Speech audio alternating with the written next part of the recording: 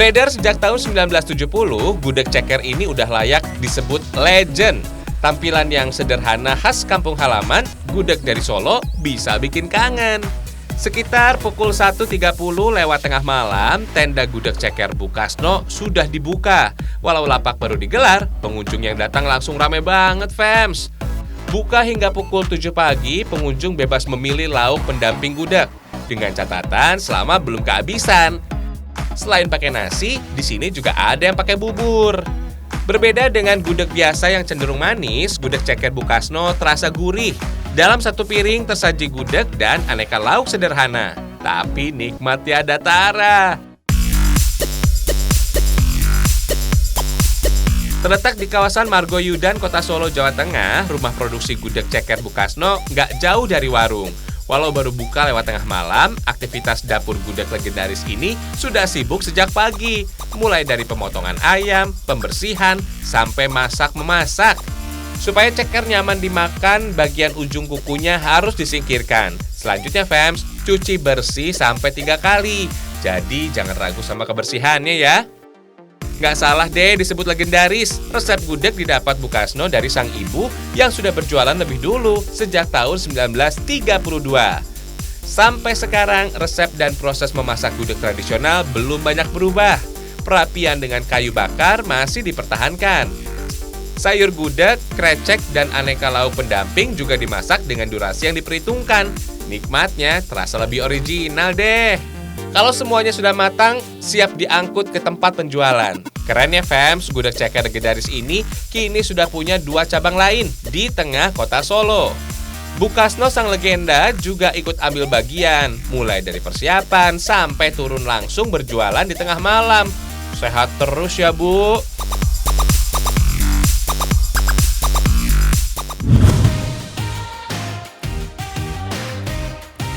Makan nasi tanpa kerupuk bagai sayur tanpa garam, fams. Kok kaleng-kaleng ini isinya bukan kerupuk sih? Warna-warni kaleng kerupuk ini juga unyu banget ya. Bukan sembarang kaleng kerupuk, fams. Wadah ini memiliki ukuran yang bervariasi. Ada yang mini juga tuh, bikin gemes deh. Kaleng-kaleng ini, fams, bisa banget tuh diisi camilan kesukaan kalian.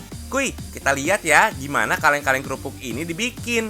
Lokasi pembuatannya ada di daerah Pakansari, Cibinong, Bogor. Bahan baku yang digunakan aluminium setebal 0,3 mm. Ketebalan ini sengaja dipilih supaya nggak susah ditekuk dan digunting. Meski namanya kaleng, bahan baku pembuatan kaleng kerupuk hias ternyata bisa macam-macam, fams. Ada yang terbuat dari seng, aluminium, dan baja anti karat. Yang jelas, bahan baku ini harus food grade, alias bahan yang aman digunakan buat menyimpan makanan, fams.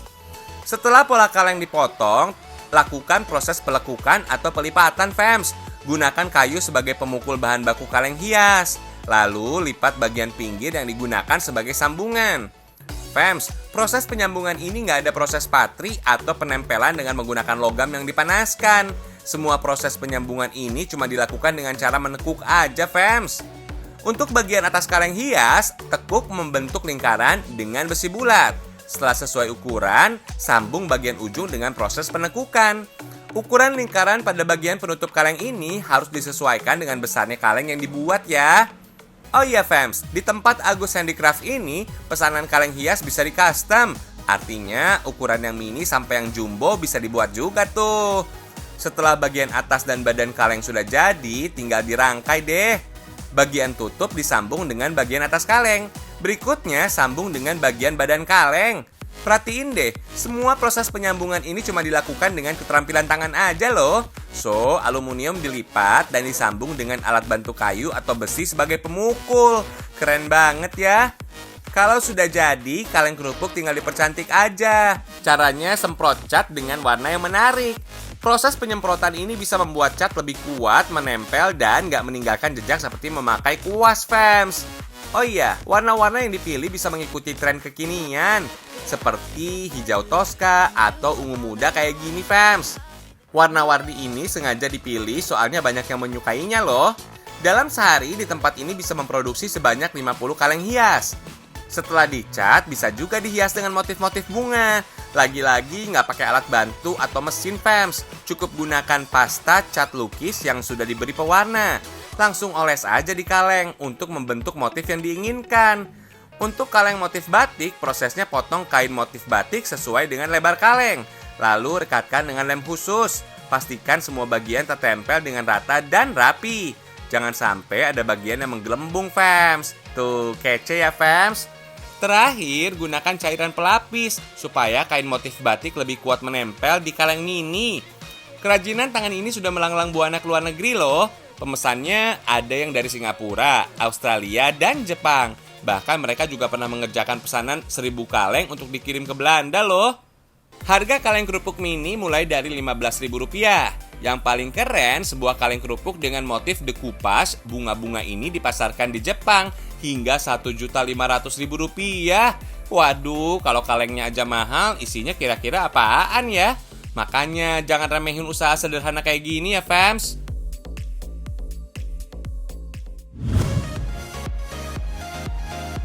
Ciwidey Hot Spring Water Park ini bisa jadi pilihan kalian buat berlibur, fams. Lokasinya ada di Desa Alamenda di Kecamatan Rancabali, Kabupaten Bandung, Jawa Barat. Jaraknya sekitar 42 km dari kota Bandung, fams. Tempat wisata ini beda loh. Kalau biasanya wisata water park memakai air dingin, air kolam yang mengalir ini adalah air panas alami, bersumber dari Gunung Kawah Putih. Lokasinya juga nggak jauh dari sini, fams. Berendam dalam air panas alami yang mengandung sulfur dan belerang ternyata banyak manfaatnya loh. Dapat mengeluarkan racun karena bisa membuka pori-pori yang mengeluarkan toksin. Air panas juga bisa meredakan ketegangan dan menghilangkan stres, menyembuhkan penyakit kulit, mengobati infeksi karena mengandung antiseptik, mengobati flu dan sakit kepala, sampai memperlancar sirkulasi darah.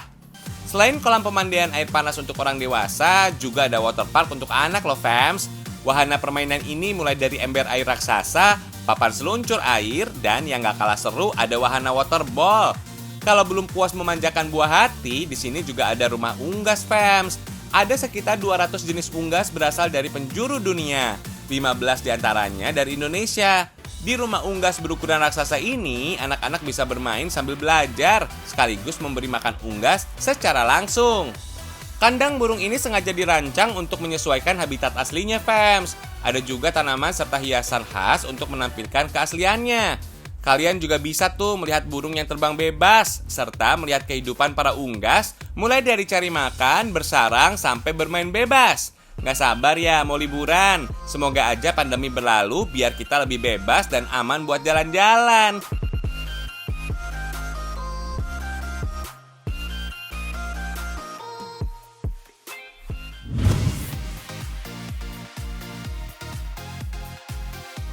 Aneka kuliner tersaji di meja makan, cek. Aduh, bikin lapar aja sih. Kenalin ya, fams, ini sajian terbaik dari Singapura loh. Kita nggak lagi di negeri singa kok. Nggak jauh-jauh, tapi masih di Bogor, Jawa Barat. Dalam acara Festival Makanan Singapura. Jadi bingung deh, mau pilih menu yang mana ya? Hihihi, kita pilih kuliner terbaiknya saja ya, fams. Nah, sajian ini namanya Singapore Chili Crab. Dikenal sebagai rajanya hidangan kepiting ini memiliki rasa yang unik banget. Ada rasa pedas dari saus Singapura dengan gurihnya daging kepiting. Juara. Fams, sajian ini lahir dari pasangan suami istri yang menjual hidangan kepiting dengan gerobak dorong. Saat itu sang suami meminta istrinya membuat sajian kepiting dengan cara yang nggak biasa. Kemudian dimasak deh kepiting dengan saus cabai dengan tambahan rempah-rempah hingga tekstur bumbunya mengental. Kalau di negeri asalnya, menu ini bisa kalian jumpai di sepanjang Kallang River, Singapura. Fams, saus Singapura biasa ditambahkan dalam olahan seafood. Sekilas, saus ini mirip dengan saus padang khas Indonesia. Untuk karakternya, saus Singapura mempunyai cita rasa pedas, asam, dan gurih. Didapat dari campuran saus sambal, saus tomat, sambal pedas, cabai rawit, dan telur.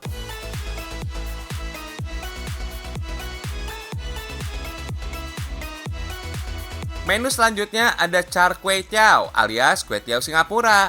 Menurut sejarahnya, kue tiaw adalah mie putih khas Tionghoa yang dibuat dari tepung beras. Makanan ini juga populer di Indonesia loh.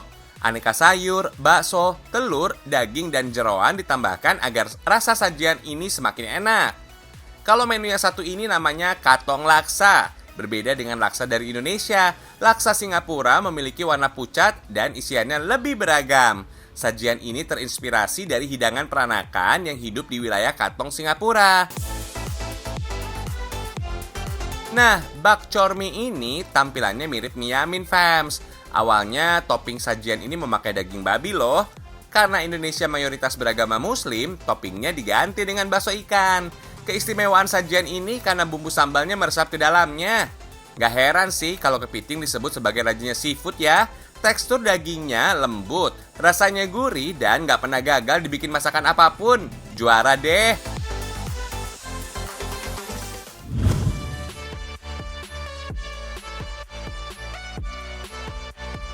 Kudapan warna-warni ini bisa bikin lidah bergoyang, fams. Kenalin ya, ini namanya wingko. Tampilannya makin cantik dengan varian topping dan rasa. Bikin lapar mata, fams. Hihihi.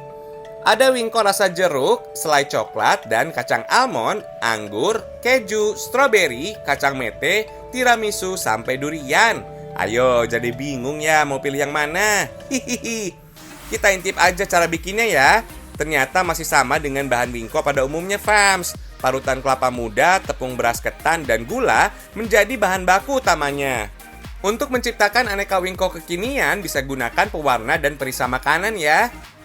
Fams, nama wingko identik dengan sebutan wingko babat. Kudapan ini sangat populer di kota Semarang loh. Diperkirakan wingko muncul pada tahun 1946. Karena suasananya sedang berbahaya, seorang wanita bernama Loelan Hua bersama suaminya mengungsi dari Babat, sebuah kecamatan di Lamongan, Jawa Timur, ke kota Semarang. Kemudian pasangan suami istri ini membuat dan menjual kue wingko di kota Semarang. Penjualannya dilakukan dari satu rumah ke rumah dan dititipkan di kios stasiun kereta api. Gak disangka, kue legit ini malah disukai oleh orang-orang Semarang. Nah, alasan itulah yang membuat wingko dikenal sebagai oleh-oleh kota Semarang, fams. Oh iya, proses panggang wingko tak butuh waktu lama, cukup 5 menit saja ya. Kalau kelamaan, wingko malah bisa keras dan alot tuh. Nah, bagian topping inilah yang paling seru, fams. Varian ada keju, coklat, dan kacang-kacangan. Untuk perekatnya, kita gunakan selai tiramisu dan coklat ya. Gimana? Menarik ya, fams, wingko kekiniannya?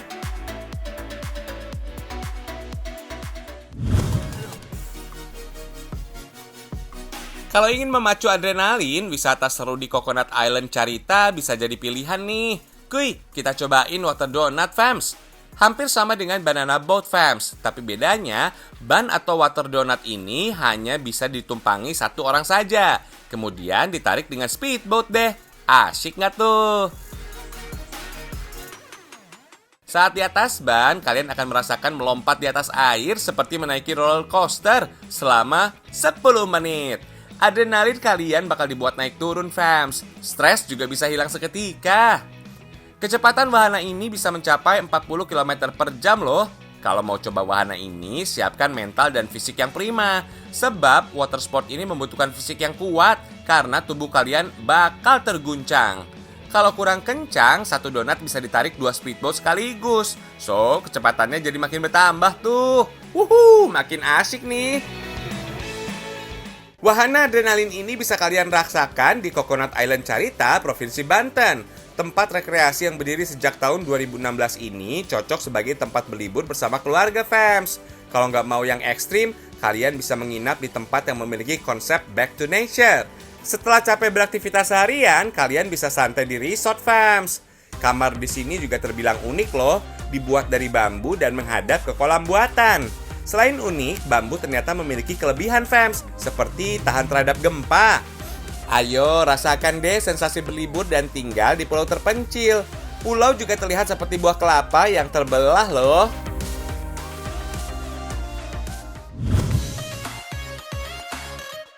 Buah tin memang tidak sepopuler buah zaitun, fams. Memiliki tekstur crispy, buah ini tidak kenal musim loh. Tinggi pohonnya bisa mencapai 10 meter. Buah tin yang masih hijau butuh sekitar 1 bulan untuk bisa dipanen. Buah tin yang sudah matang ditandai dengan kulitnya yang berwarna gelap. Kalian bisa langsung konsumsi buahnya secara langsung tuh. Kalau mau diolah jadi gurame penyet tin atau capcay buah tin, hasilnya kayak apa ya? Ayo deh, kita bikin aja. Buah tin ditumis bersama dengan jamur, wortel, kol, dan jagung. Aromanya, fams, wah, wangi menggoda. Untuk ikan penyetin, sebaiknya gunakan ikan gurame segar. Buah tin dipenyet, kemudian dicampur olahan sambal yang super pedas. Aduh, bikin ngiler aja deh. For your info nih, di Eropa dan di Timur Tengah, buah tin dikenal sebagai buah yang mahal dan berkelas. Gak heran deh kalau buah tin ini dulu hanya dikonsumsi oleh kalangan tertentu atau dihidangkan di acara-acara tertentu saja, fams. Seiring berjalannya waktu, buah tin kini lebih mudah ditemukan. Harganya juga gak semahal dulu. Oh iya, buah tin memiliki segudang manfaat loh. Di dalamnya terkandung senyawa kalium yang tinggi sehingga bisa menekan serangan jantung. Mulai daun hingga akar tanaman buah tin ini juga bisa dimanfaatkan loh. Daunnya bisa dijadikan teh herbal, getah batangnya bisa dijadikan pengobatan luka, sedangkan akarnya dipercaya meningkatkan vitalitas tubuh tuh. Mengkonsumsi buah tin minimal 1 kali sehari dapat mengurangi resiko terkena serangan jantung loh. Rasa manis buahnya juga aman dikonsumsi bagi penderita diabetes karena kandungan glukosa dan fruktosanya tidak memicu kadar gula dalam darah. Untuk teh daun tin cocok dikonsumsi penderita diabetes sebab serat dan karbohidrat dalam buah tin mampu menghambat proses gula berlebih. Teh daun tin manjur juga loh buat nurunin berat badan, fams. Dalam waktu 1 bulan, bobot tubuh bisa menyusut hingga 5 kg. Luar biasa ya manfaatnya.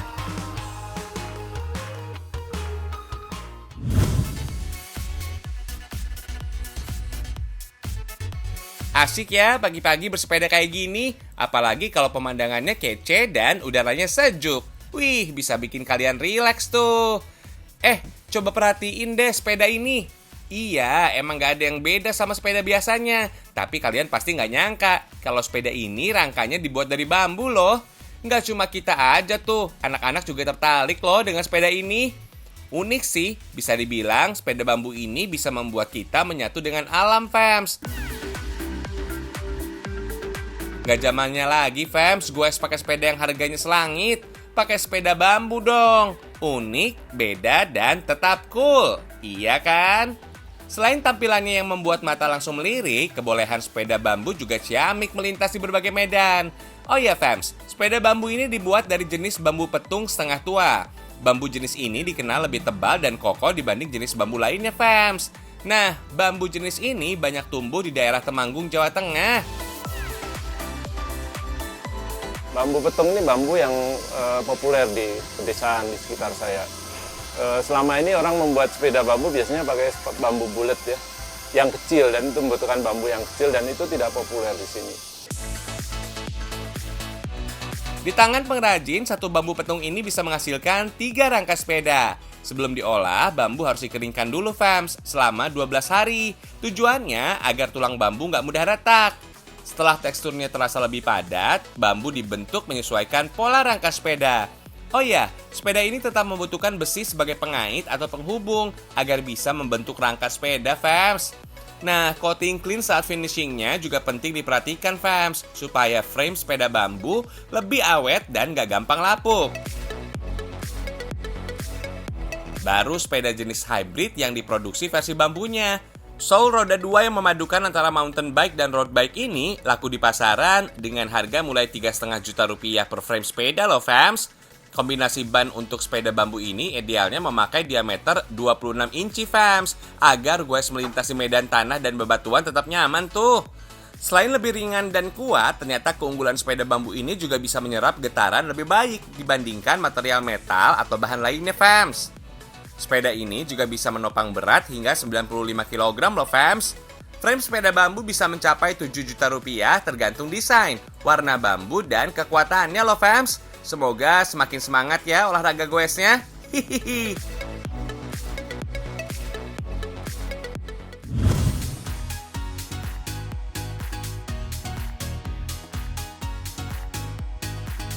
Ke Indramayu nggak afdol rasanya kalau nggak mengunjungi wisata pantainya. Salah satu yang mudah dijangkau adalah Pantai Karangsong yang berada di Desa Karangsing, Kecamatan Indramayu.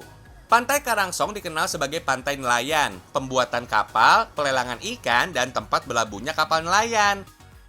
Pantai Karangsong juga memiliki kawasan hutan mangrove terbesar di Indramayu. Luasnya kurang lebih mencapai 20 hektar are. Sebagai pantai di pesisir utara Pulau Jawa, mempunyai karakteristik ombak landai dan berpasir coklat. Pantai jenis ini memang kurang cocok untuk bermain snorkeling atau menyelam, walaupun lautnya cukup tenang karena tidak jernih, fams. Tapi kalau sekedar rindu deburan ombak dan aroma laut, cukuplah hanya berjalan menyusuri bibir pantai atau ikut bermain pasir kayak anak-anak ini. Hihihi. Tiket masuk menuju Pantai Karangsong hanya Rp5.000 per orang dan Rp10.000 untuk mobil. Lumayan ya fams, buat kalian yang berada di sekitar Cirebon dan Indramayu untuk sekedar melepas lelah tanpa harus menempuh perjalanan jauh. Bisa sedikit relaksasi di Pantai Karangsong ini ya.